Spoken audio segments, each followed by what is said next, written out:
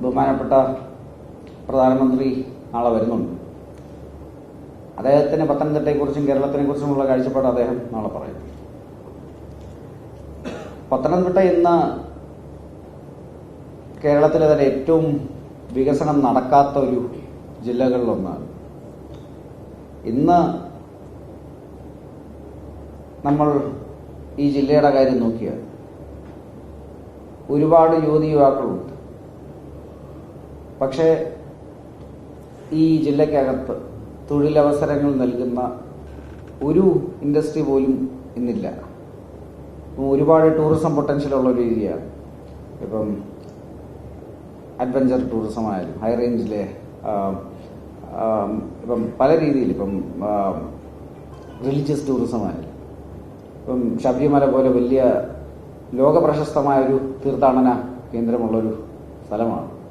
പക്ഷെ ഇവിടെയൊന്നും അടിസ്ഥാന സൗകര്യം പോലും ഇന്നുമില്ല. ഇപ്പോൾ ശബരിമലയുടെ കാര്യം തന്നെ നോക്കും. ഇപ്പം അയോധ്യ, അതുപോലെ ഇപ്പോൾ വാരണാസി, സോംനാഥ്, ഇവിടെയൊക്കെ പോകുമ്പോൾ ഇവിടെയെല്ലാം ഇന്ന് 8 വരി, 10 വരി, 12 വരി പാതകൾ കാണും. ലോകാത്തര നിലവാരമുള്ള ഹോട്ടലുകൾ കാണും. ലോകാത്തര നിലവാരമുള്ള റെയിൽവേ സ്റ്റേഷനുകളും മെട്രോ സ്റ്റേഷനുകളും എയർപോർട്ടുകളും കാണും. പക്ഷേ ഇതുപോലെ തന്നെ ഹൈന്ദവ വിശ്വാസികൾക്ക് ഒരു പവിത്ര ഭൂമിയാണ് ശബരിമല. ഓരോ വർഷവും 50-60 രാജ്യങ്ങളിൽ നിന്ന് തീർത്ഥാടകർ വരുന്നൊരു സ്ഥലമാണ് ഈ ശബരിമല. പക്ഷെ ഇവിടെയൊന്നും അടിസ്ഥാന സൗകര്യം പോലുമില്ല. എന്നും ഒരു 2 വരി റോഡാണുള്ളത്, അതും പൊട്ടിപ്പൊളിഞ്ഞ് കിടക്കുവാണ്. അതാണ് ഇവിടുത്തെ അവസ്ഥ. അതുപോലെ തന്നെ വലിയൊരു വിഭാഗം കർഷക സമൂഹമുള്ളൊരു സ്ഥലമാണ്.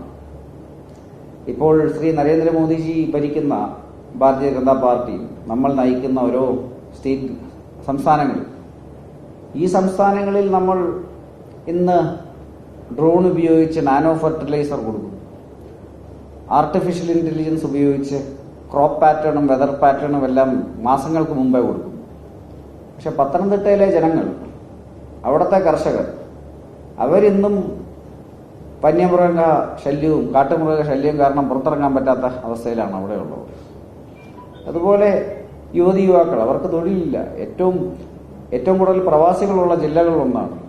പക്ഷെ ഇതിൽ ഒരുപാട് പേർ പോകുന്നത് അവരുടെ സ്വന്തം ഇഷ്ടപ്രകാരമല്ല. അവിടെ ഒരു ഓപ്പർച്യൂണിറ്റിയും ഇല്ലാത്തതുകൊണ്ട്. അത് കാരണം ആ ജില്ലയ്ക്കും ആ മണ്ഡലത്തിലും സമഗ്ര വികസനം ഇപ്പോൾ എല്ലാ രീതിയിലും ലോകാത്തര നിലവാരമുള്ള ഇൻഫ്രാസ്ട്രക്ചർ ഉണ്ടാക്കുക, തൊഴിലവസരങ്ങൾ ഉണ്ടാക്കുക, ജനങ്ങൾക്ക് സാമൂഹികവും സാമ്പത്തികമായിട്ട് മുന്നോട്ട് പോകാനുള്ള അവസരങ്ങൾ ഉണ്ടാക്കുക. ഇതിനെക്കുറിച്ചെല്ലാം വളരെ വ്യക്തമായൊരു പദ്ധതിയുണ്ട്. ഒരുപാട് കാര്യങ്ങൾ ആദരണീയനായ പ്രധാനമന്ത്രി തന്നെ നാളെ അവിടെ പറയുമെന്നുള്ള കാര്യത്തിൽ ഒരു സംശയവുമില്ല.